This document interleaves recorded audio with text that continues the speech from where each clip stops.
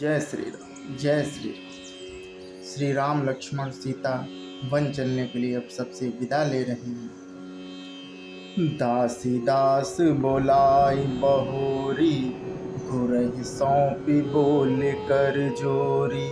सब कैसार संभार गोसाई, करब जनक जननी की नाई। फिर दास दासियों को बुलाकर उन्हें गुरु जी को सौंप कर तथा हाथ जोड़कर बोले कि हे गोसाई, इन सबकी माता पिता के समान सार संभार यानी देख रेख करते रहिएगा। बारहि बार जोर जुग पानी, कहत राम सब सन मृदुबानी। सोई सब भांति मोर हितकारी, जहिते रहे भुआल सुखारी।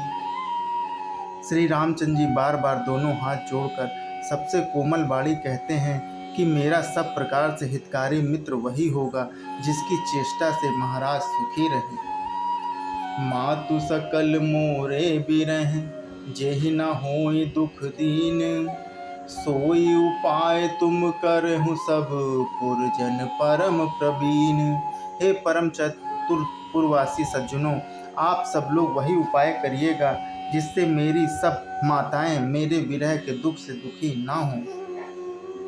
एहि विधि राम सबहि समुझावा, गुरुपद पदम हरसि सिरुनावा। गणपति गौरी गिरु सुमनाई, चले आशीष पाई रघुराई। इस प्रकार श्री राम जी ने सबको समझाया और हर्षित होकर गुरु जी के चरण कमलों में सिर नवाया। फिर गणेश जी, पार्वती जी और कैलाशपति महादेव जी को मनाकर तथा आशीर्वाद पाकर श्री रघुनाथ जी चले। राम चलत अति भयो विषादु, सुनि न जाय पुर आरत नादु। कुसगुन लंक अवध अति शोकु, हर्ष विषाद विवश सुरलोकु। श्री राम जी के चलते ही बड़ा भारी विषाद हो गया। नगर का हाहाकार सुना नहीं जाता। लंका में बुरे शगुन होने लगे। अयोध्या में अत्यंत शोक छा गया और देवलोक में सब हर्ष और विषाद दोनों के वश हो गए। हर्ष इस बात का था कि अब राक्षसों का नाश होगा और विषाद अयोध्या वासियों के शोक का कारण था। कहीं पे दुख है तो कहीं सुख है, एक का सुख दूसरे के लिए दुख है। गई मूर्छा तब भूपति जागे, बोली सुमंत्रु कहन अस लागे। राम चले वन प्राण न जाहि, कहि सुख लागी रहत तन माही।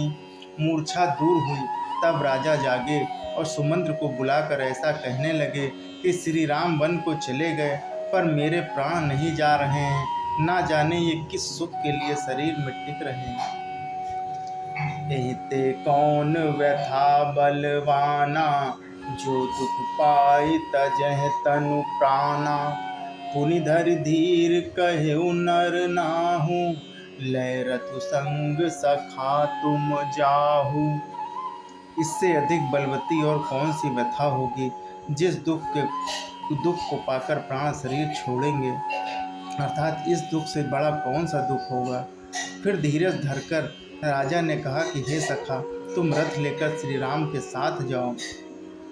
सुटी कुमार सुकुमार कुमार दो, जनक सुता सुकुमारी। रथ चढ़ाई देखराई बिनु, फिरहु गए दिन चारी।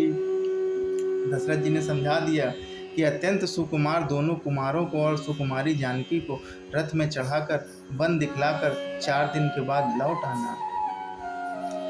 जो नहीं फिर धीर दो भाई, सत्य संध दृढ़ व्रत रघुराई। तो तुम विनय करहु कर जोरी, फेरै प्रभु मिथिलेश किशोरी। यदि धैर्यवान दोनों भाई न लौटे, क्योंकि श्री रघुनाथ जी प्रण के सच्चे और दृढ़ता से नियम का पालन करने वाले हैं, तो तुम हाथ जोड़कर विनती करना कि हे प्रभु, जनक कुमारी सीता जी को तो लौटा दीजिए। जब सिय कानन देख डराई, कहो मोर सिख अवसर पायु। सास ससुर अस कहूँ संदेशु, पुत्र फिरय वन बहुत कलेसु। जब सीता वन को देखकर डरें, तब मौका पाकर मेरी यह सीख उनसे कहना कि तुम्हारे सास ससुर ने ऐसा संदेश कहा कि हे पुत्री, तुम लौट चलो, वन में बहुत क्लेश है। पितुगृह कबहु कबहु ससुरारी, रहियो जहाँ रुचि होय तुम्हारी। एहि विधि करहूँ उपाय कदम्बा, फिरय न होई प्राण अवलंबा।